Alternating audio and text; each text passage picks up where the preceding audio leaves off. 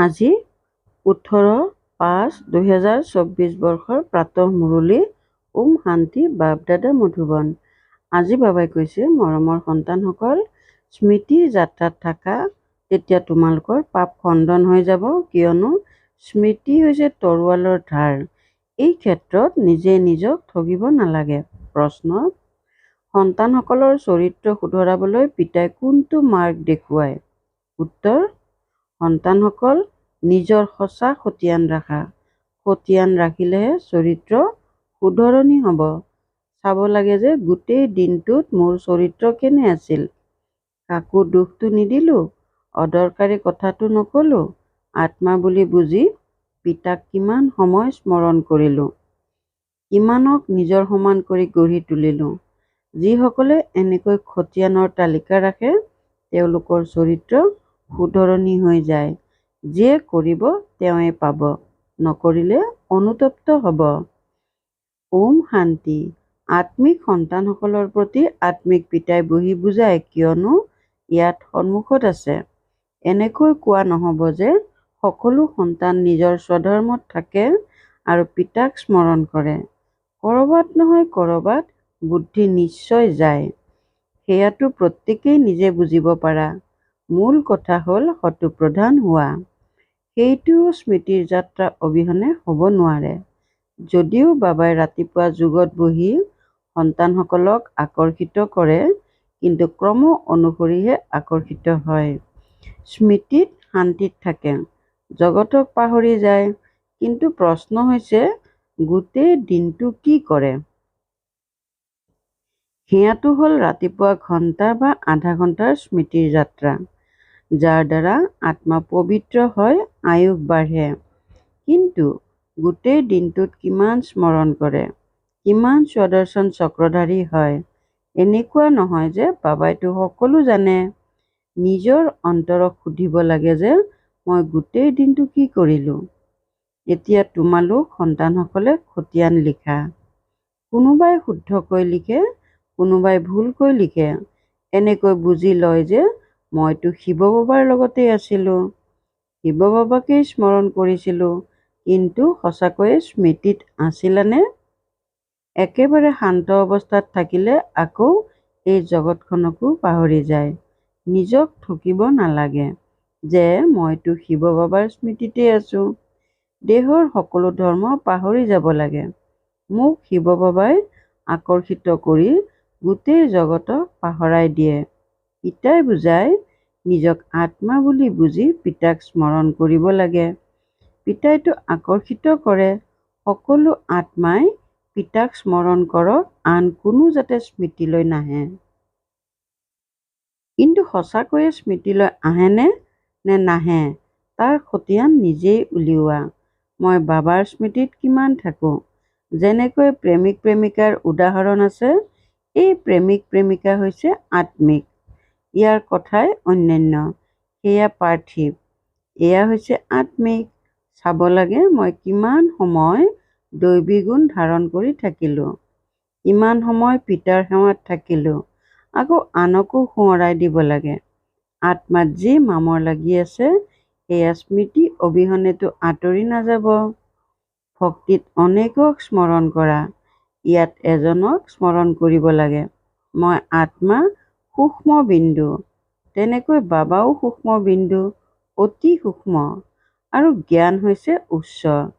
শ্ৰী লক্ষ্মী বা নাৰায়ণ হোৱা, বিশ্বৰ মালিক হোৱা, এয়া কোনো মাহীৰ ঘৰ, অৰ্থাৎ ইমান উজু নহয়। পিতাই কয়, নিজে সকলো জানো বুলি ভাবি নিজক নঠগিবা।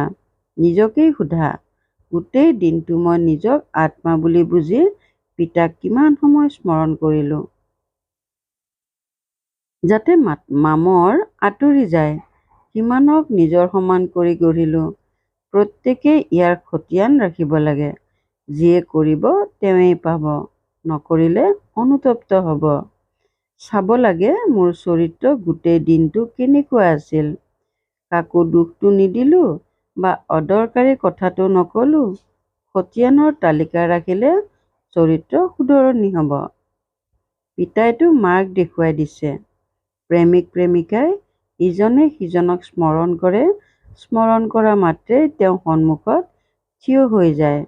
দুয়োগৰাকী স্ত্ৰী হ'লেও সাক্ষাৎকাৰ হ'ব পাৰে, দুয়োগৰাকী পুৰুষ হ'লেও সাক্ষাৎকাৰ হ'ব পাৰে। কোনো কোনো মিত্ৰৰ ঘনিষ্ঠতা ভাতৃতকৈও বহুত তীব্ৰ হয়। মিত্ৰসকলৰ পৰস্পৰ ইমান প্ৰেম গঢ়ি উঠে যে যিটো ভাতৃৰ মাজতো নাথাকে। এজনে আনজনক বহুত মৰমেৰে উঠাই লয়। বাবাটো অনুভৱী হয়, গতিকে ৰাতিপুৱা পিতাই বহুত আকৰ্ষিত কৰে। চুম্বক হয়, চিৰ পবিত্ৰ, গতিকে তেওঁ আকৰ্ষিত কৰে। পিতাটো বেহদৰ নহয় জানো? বুজি পায় যে এয়াটো অতি মৰমৰ সন্তান, বহুত জোৰেৰে আকৰ্ষিত হয়।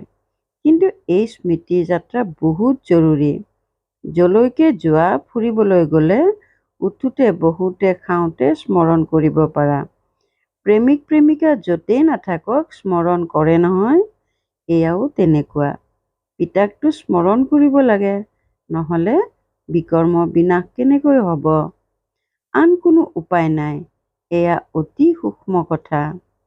তৰোৱালৰ ধাৰ থকা ফালেৰে খোজ দিয়াৰ নিচিনা। স্মৃতি হৈছে তৰোৱালৰ ধাৰ। বাৰে বাৰে কয়, স্মৃতি পাহৰি যাওঁ। তৰোৱাল বুলি কিয় কয়? কিয়নো ইয়াৰ দ্বাৰা পাপ কটা যাব। তোমালোক পাৱন হৈ যাবা। এয়া অতি স্পৰ্শকাতৰ। যেনেকৈ জগতৰ লোকে জুইৰ ওপৰেৰে পাৰ হৈ যায়, তোমালোকৰ আকৌ বুদ্ধিযোগ গুচি যায় পিতাৰ ওচৰলৈ। পিতা ইয়ালৈ আহিছে, আমাক উত্তৰাধিকাৰ দিয়ে। ওপৰত নাই, ইয়ালৈ আহিছে। পিতাই কয়, সাধাৰণ শৰীৰত আহোঁ। তোমালোকে জানা যে পিতা ওপৰৰ পৰা তললৈ আহিছে, চৈতন্য হীৰা এই চন্দুকত বহি আছে। কেৱল ইয়াতেই আনন্দিত হ'ব নালাগে যে আমি বাবাৰ লগত বহি আছো। এয়াতো বাবাই জানে, বহুত আকৰ্ষিত কৰে, কিন্তু এয়াটো হৈছে আধা ঘণ্টা বা ৪৫ মিনিটৰ কথা। বাকী যদি গোটেই দিন ব্যৰ্থ নষ্ট কৰিলা, তেন্তে তাৰ পৰা কি লাভ? সন্তানসকলে নিজৰ খতিয়ানৰ ওপৰত গুৰুত্ব দিব লাগে। এনেকুৱা নহয়, মইতো ভাষণ দিব পাৰোঁ, মোৰ খতিয়ান ৰখাৰ কি দৰকাৰ? এইটো ভুল কৰিব নালাগে। মহাৰথীসকলেও খতিয়ান ৰাখিব লাগে। মহাৰথী বহুত নাই, গণিব পাৰি। বহুতৰে নাম ৰূপ আদিত বহুত সময় নষ্ট হয়। লক্ষ্য বহুত উচ্চ। পিতাই সকলো বুজাই দিয়ে, যাতে বিদ্যাৰ্থীসকলে এনেকৈ নাভাবে যে বাবাইতো অমুক কথাটি বুজোৱা নাই। স্মৃতি আৰু সৃষ্টিচক্ৰৰ জ্ঞান, এয়া হৈছে মুখ্য। তোমালোক সন্তানসকলৰ বাহিৰে এই সৃষ্টিচক্ৰৰ ৮৪ জন্মকটো কোনেও নাজানে। বৈৰাগ্যৰ তোমালোকৰ জন্মিব। তোমালোকে জানা যে এতিয়া এই মৃত্যু লোকত আৰু থাকিব নালাগে। যোৱাৰ আগতে পবিত্ৰ হ'ব লাগে। দৈবী গুণো নিশ্চয় লাগে। ক্ৰমানুসৰি মালাত গাঁথা যাব লাগে। আকৌ ক্ৰমানুসৰি ৰাজধানীত আহিব লাগে। আকৌ ক্ৰমানুসৰি তোমালোকৰো পূজা হয়। অনেক দেৱতাৰ পূজা হয়। কি কি নাম ৰাখে? চণ্ডিকা দেৱীৰো মেলা লাগে। যিসকলে ৰেজিষ্টাৰ নাৰাখে, তেওঁলোকৰ শুধৰণি নহয়। সেয়েহে কোৱা হয়, এওঁতো চণ্ডিকা, নুশুনেই, নামানেই। এয়া আকৌ হৈছে বেহদৰ কথা। পুৰুষাৰ্থ নকৰিলে পিতাই ক'ব যে এওঁতো পিতাৰ কথাকো মান্যতা নিদিয়ে, পদ কম হৈ যাব। সেইবাবে পিতাই কয়, নিজৰ ওপৰত বহুত চকু ৰাখিব লাগে। বাবা ৰাতিপুৱা অৰ্থাৎ অমৃতবেলা আহি স্মৃতিৰ যাত্ৰাৰ বাবে কিমান যত্ন কৰায়। অতি উচ্চ লক্ষ্য। জ্ঞানকতো সহজে বিষয় বুলি কোৱা হ'ব। ৮৪ চক্ৰক স্মৰণ কৰাটো ডাঙৰ কথা নহয়। বাকী গধুৰ বিষয় হৈছে স্মৃতিৰ যাত্ৰা, য'ত বহুত অনুতীৰ্ণও হয়। তোমালোকৰ যুদ্ধও ইয়াতেই। তোমালোকে স্মৰণ কৰা মায়াই বগৰাই দিয়ে। জ্ঞানত যুদ্ধৰ কথাই নাই। এয়াটো হ'ল উপাৰ্জনৰ উৎস। এয়াতো পবিত্ৰ হ'ব লাগে। সেইকাৰণেই পিতাক আহ্বান জনায় যে আহি পতিতৰ পৰা পাৱন কৰি তোলক। এনেকুৱা নহয় যে আহি পঢ়াওক। এনেকৈ ক'ব যে পাৱন কৰি তোলক। গতিকে এই সকলোবোৰ কথা বুদ্ধিত ৰাখিব লাগে, পূৰা ৰাজযোগী হ'ব লাগে। জ্ঞানটো অতি সৰল, কেৱল যুক্তিৰে বুজাবলগীয়া হয়। বাণীত মধুৰতাও থাকিব লাগে। তোমালোকে এই জ্ঞান পাইছা, সেয়াও কৰ্ম অনুসৰিয়ে কোৱা হ'ব। আৰম্ভণিৰ পৰা ভক্তি কৰিছা, গতিকে এয়া ভাল কৰ্ম কৰিছা। সেয়েহে শিৱ বাবাইও ভালদৰে বহি বুজায়। যিমান বেছি ভক্তি কৰিবা শিৱ বাবা ৰাজি হ'ব, তেন্তে এতিয়াও জ্ঞান সোনকালে আহৰণ কৰিব। মহাৰথীসকলৰ বুদ্ধিত সাৰ কথাবোৰ থাকিব, লিখি থাকিব আৰু ভাল ভাল সাৰ কথাবোৰ পৃথক কৰি থাকিব। সাৰ কথাবোৰৰ ওজন কৰিব, কিন্তু এনেকুৱা চেষ্টা কোনেও নকৰেই। কাৎচিতে কোনোবাই টোকা ৰাখে আৰু ভাল সাৰ কথাবোৰ বেলেগে ৰাখে। বাবাই সদায় কয়, ভাষণ দিয়াৰ আগত লিখা, তাৰ পাছত বিচাৰ কৰা। এনেকুৱা চেষ্টা নকৰে। সকলোবোৰ সাৰ কথা কাৰো স্মৃতিত নাথাকে। বেৰিষ্টাৰসকলেও সাৰ কথাবোৰ ডায়েৰীত টুকি ৰাখে। তোমালোকেতো নিশ্চয় টুকি ৰাখিব লাগে। বিষয়বস্তু লিখি পুনৰ পঢ়িব লাগে, শুধৰাব লাগে। ইমানখিনি চেষ্টা যদি নকৰা, তেন্তে জঁপিয়াব নোৱাৰিবা। তোমালোকৰ বুদ্ধিযোগ আনফালে গৈ থাকিব। বহুত কম আছে যিসকল সৰলতাৰে চলে, সেৱাৰ বাহিৰে বুদ্ধিত আন একো নাথাকে। মালাত আহিবলৈ হ'লে পৰিশ্ৰম কৰা উচিত। পিতাইটো মত দিয়ে, তেতিয়া অন্তৰ স্পৰ্শ কৰে। যদি স্মৃতিত নাথাকে, তেন্তে সেয়া তেওঁ নিজে জানে। পেচাগত কাম-কাজ আদি কৰা, কিন্তু টুকি ৰাখিবৰ কাৰণে ডায়েৰীটো সদায় পকেটত থকা উচিত। সকলোতকৈ বেছি তোমালোকে টোকা লিখিব লাগে।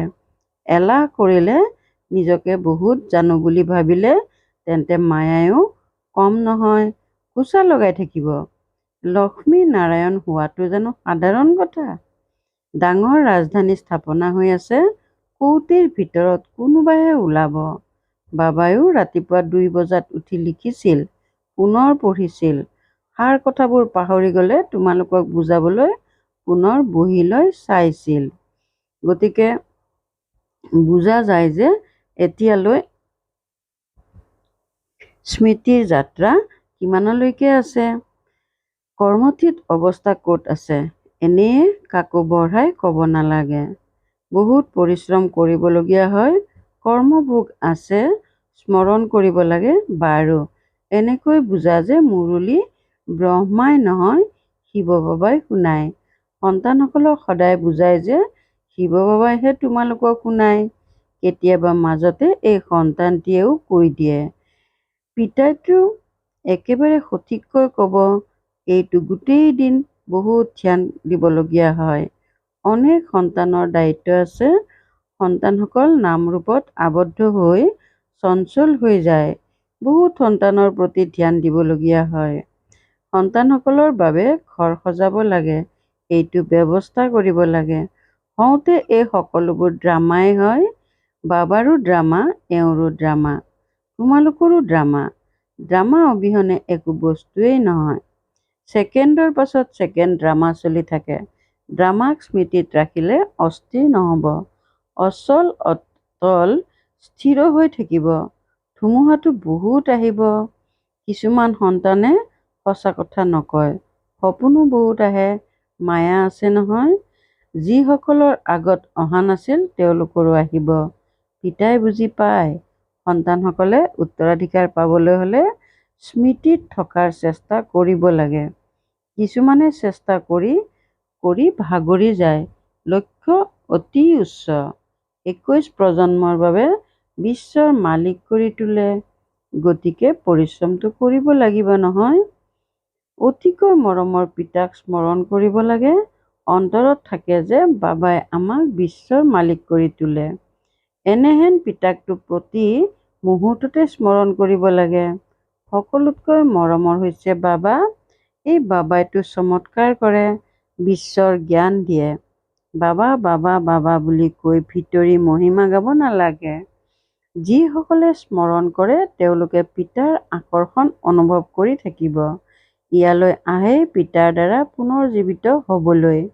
গতিকে পিতাই বুজায়, মৰমৰ সন্তানসকল, গাফিলতি কৰিব নালাগে। বাবাই দেখিবলৈ পাই সকলো সেৱা কেন্দ্ৰৰ পৰা আহে। চাওঁ, সোধোঁ কেনেধৰণৰ আনন্দত আছে। বাবাই বিচাৰেতো কৰে নহয়। চেহেৰা দেখিও গম পায় যে পিতাৰ প্ৰতি কিমান মৰম আছে। পিতাৰ সন্মুখত আহিলে পিতাই আকৰ্ষিতও কৰে। ইয়াত বহি বহি সকলো পাহৰি যায়। বাবা অবিহনে একো নাই। গোটেই সৃষ্টিক পাহৰিবই লাগিব।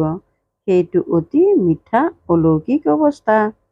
আহি পিতাৰ স্মৃতিত বহিলে প্ৰেমৰ চকুলো নিগৰে। ভক্তি মাৰ্গতো চকুলো বয়। কিন্তু ভক্তি মাৰ্গ বেলেগ, জ্ঞান মাৰ্গ বেলেগ। এয়া হৈছে সত্য পিতাৰ লগত সত্য প্ৰেম। ইয়াৰ কথাই অন্যান্য। ইয়াত তোমালোক শিৱ বাবাৰ ওচৰলৈ আহা, নিশ্চয় ৰথত আৰোহণ কৰিব। শৰীৰ অবিহনেতো আত্মাসকলে তাত মিলিত হ'ব পাৰে। ইয়াততো সকলো শৰীৰধাৰী। জানে যে এয়া হৈছে বাপ দাদা। গতিকে পিতাক স্মৰণ কৰিবই লাগিব। বহুত মৰমেৰে মহিমা কৰিব লাগে। বাবাই আমাক কি দিয়ে?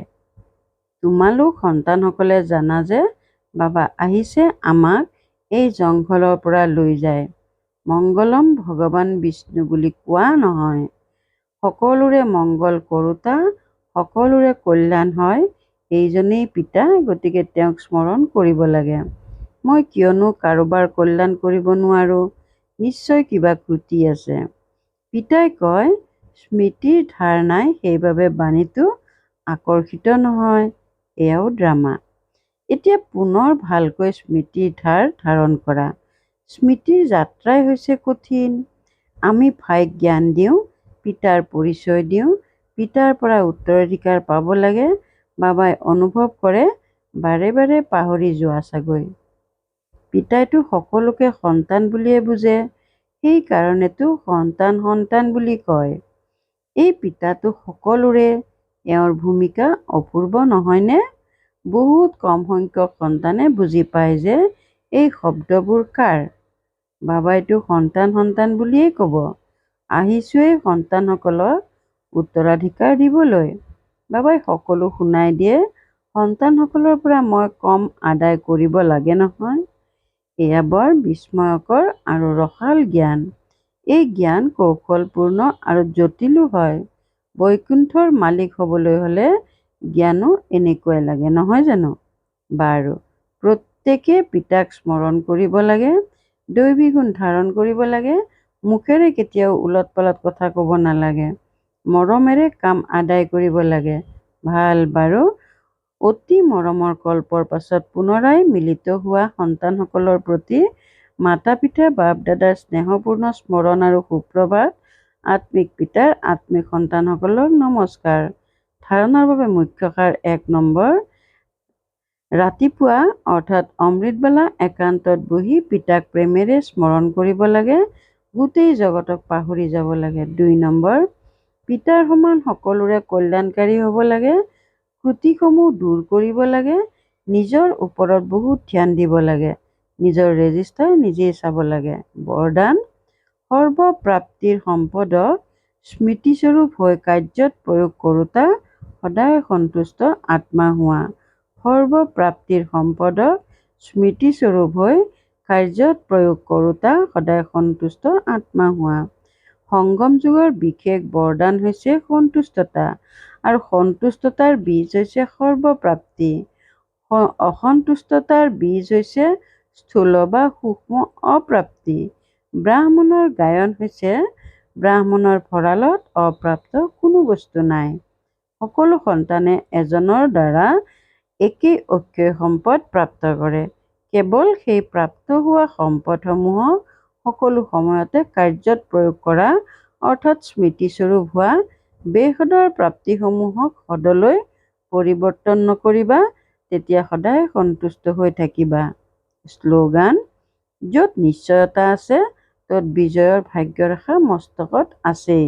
য'ত নিশ্চয়তা আছে ত'ত বিজয়ৰ ভাগ্যৰেখা মস্তকত আছেই।